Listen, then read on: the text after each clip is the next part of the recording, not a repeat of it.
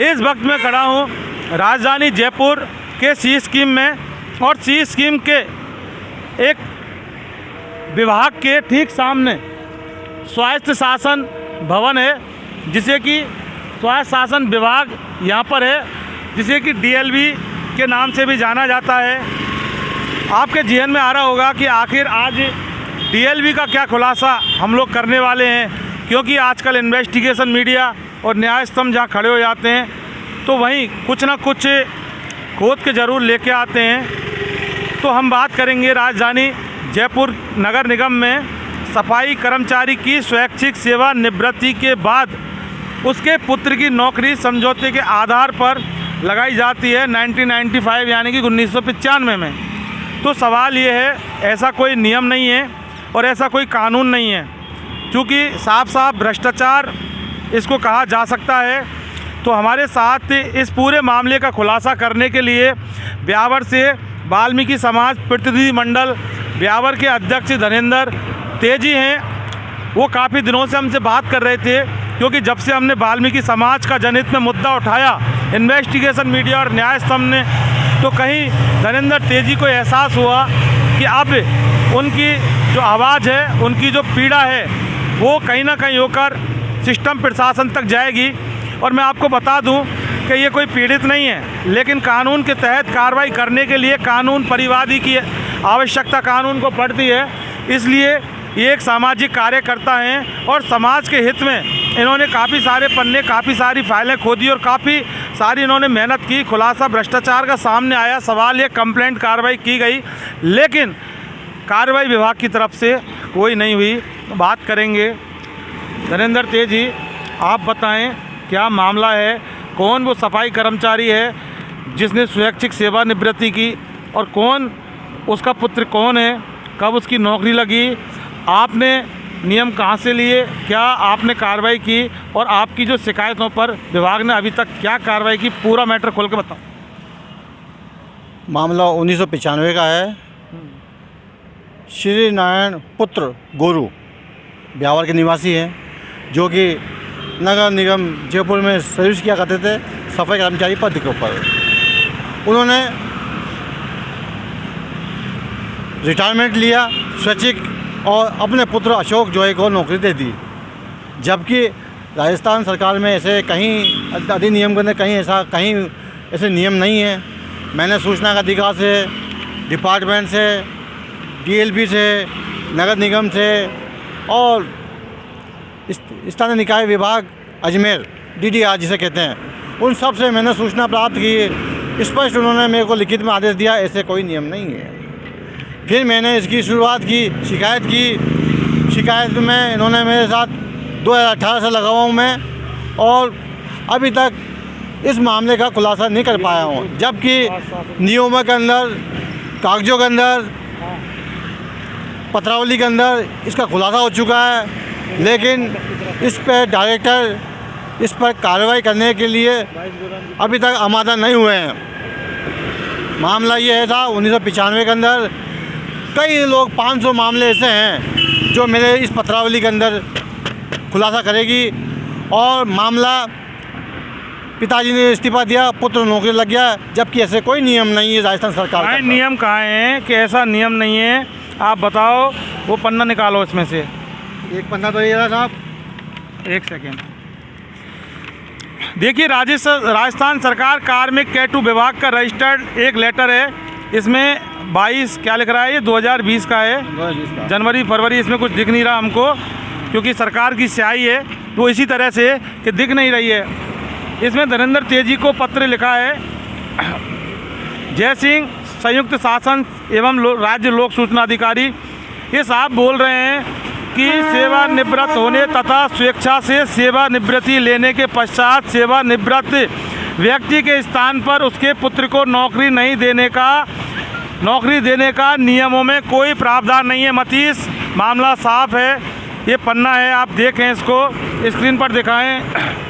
इधर आए मेरे सहयोगी, बोलूँगा आमिरा, बोलूँगा नरुका से। ये दिखाएं कि सेवानिवृत्त होने तथा स्वेच्छा से सेवानिवृत्ति लेने के पश्चात सेवानिवृत्त व्यक्ति के स्थान पर उसके पुत्र को नौकरी देने का नियमों में कोई प्रावधान नहीं है, लेकिन फिर भी नौकरी लगी। वो कहाँ है?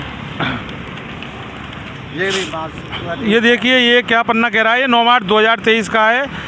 बलदेवाराम ध्वजक, शासन उप सचिव एवं राज्य लोक सूचना अधिकारी, ये कह रहे हैं सन 1995 में राज्य सरकार के सेवा नियमों में पिताजी के स्वेच्छा से रिटायरमेंट के बाद पुत्र को पिताजी के स्थान पर नौकरी देने का प्रावधान विद्यमान नहीं था, यानी कि मामला साफ है।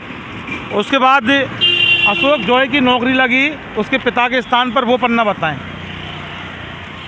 हम आपको दिखाएंगे वो नियुक्ति, जो कि इससे पहले मैं एक पन्ना और दिखाऊंगा। एक पन्ना और दिखाएंगे। क्या पन्ना है वो बताओ।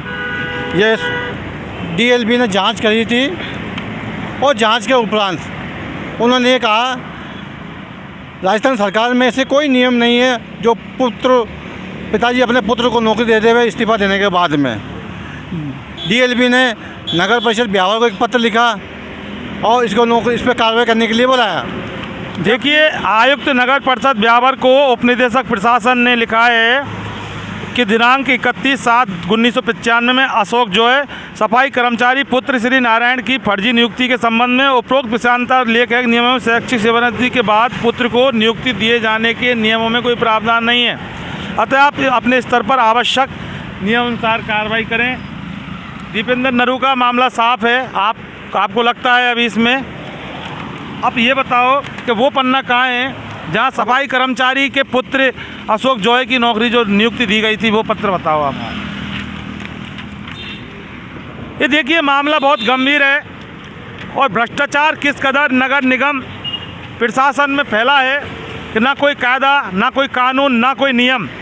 फिर भी अगर इसी तरह से स्वैच्छिक सेवानिवृत्ति के बाद अगर उसके पुत्रों को नौकरी लगाकर काम करवाया जाता है, वो वाकई सरकार को चूना तो लगाया जा रहा है।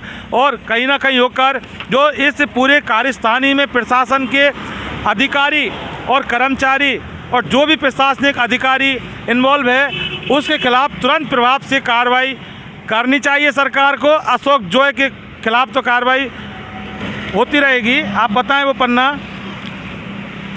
आप ये देखें, ये कार्यालय आदेश है मेरे पास, कार्यालय आयुक्त सिविल लाइन जोन नगर निगम जयपुर 8/8/1995 का है। क्रमांक है इसका 728 OL2/95। निम्नलिखित कर्मचारियों जो कि त्यागपत्र दिए जाने पर नियुक्ति हुई है, निम्न प्रकार से पदस्थापित किया जाता है। Subhash Sukhdev Prasad, ward number 4, Lakshminagar, Rankadi. Ashok Narayan, Rankadi. Shri Rajesh Mohan, ward number 4, Lakshminagar, Rankadi. तो ये इसमें से नारायण कौन है?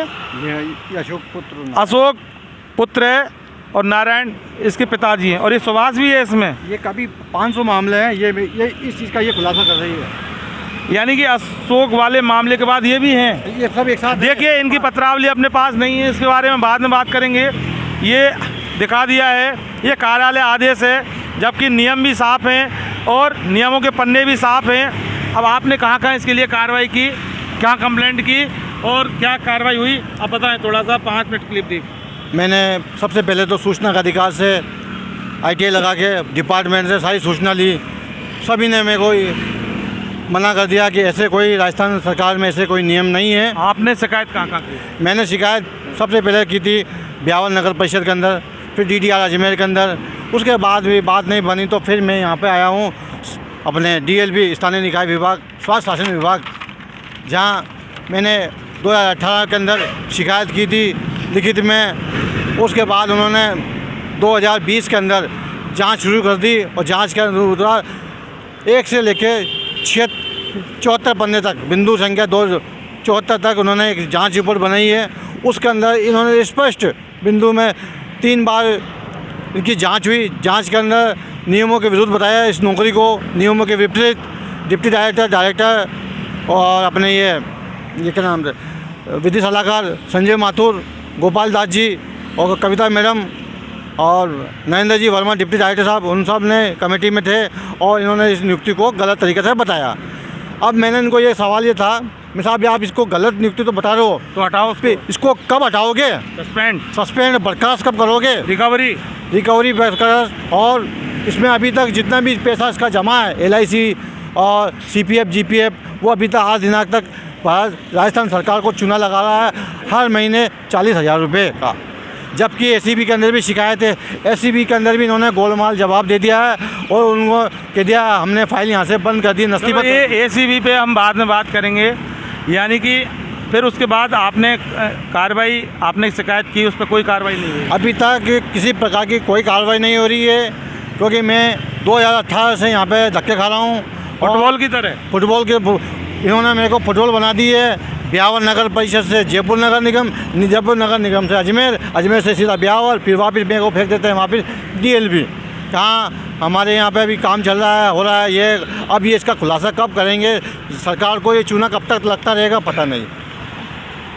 बहरहाल चाहे कुछ भी हो, लेकिन वाल्मीकि समाज प्रतिनिधि मंडल ब्यावर ने अब साफ मोर्चा खोल दिया है जयपुर के नगर निगम में हो रहे भ्रष्टाचार के खिलाफ।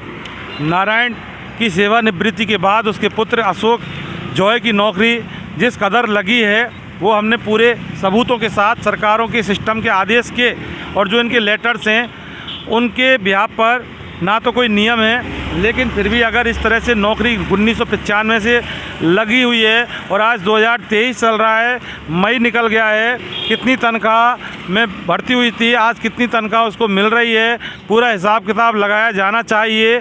तुरंत प्रभाव से अशोक जॉय को उसकी नौकरी से सिर्फ इसलिए बर्खास्त किया जाना चाहिए क्योंकि नियमों के खिलाफ उसकी नौकरी लगी है। और नौकरी लगने में किस किस अधिकारी नगर निगम के और कौन कौन कर्मचारी, प्रशासनिक अधिकारी, और अगर कोई सफाई कर्मचारी संघ आदि के कोई भी अगर इन्वॉल्वेशन हो, उनके खिलाफ कार्रवाई करनी चाहिए। जितनी तनख्वाह दी है उसका इंटरेस्ट सहित रिकवरी करनी चाहिए और तुरंत प्रभाव से राजस्थान के अशोक गहलोत सरकार को इस पर कार्रवाई करनी चाहिए और उनके ऊपर तमाम तरह की धाराओं में मुकदमे दर्ज करवाने चाहिए, जिससे कि जनता के पैसे को इस प्रकार से हड़प कर भ्रष्टाचार नहीं किया जा सके और तमाम उन मामलों की जांच करनी चाहिए जो कि इस तरह के मामलों में लिप्त हैं। इन्वेस्टिगेशन मीडिया और न्याय स्तंभ के लिए मतीश पारिक और दीपेंद्र नरूका के साथ मैं जितेंद्र शर्मा।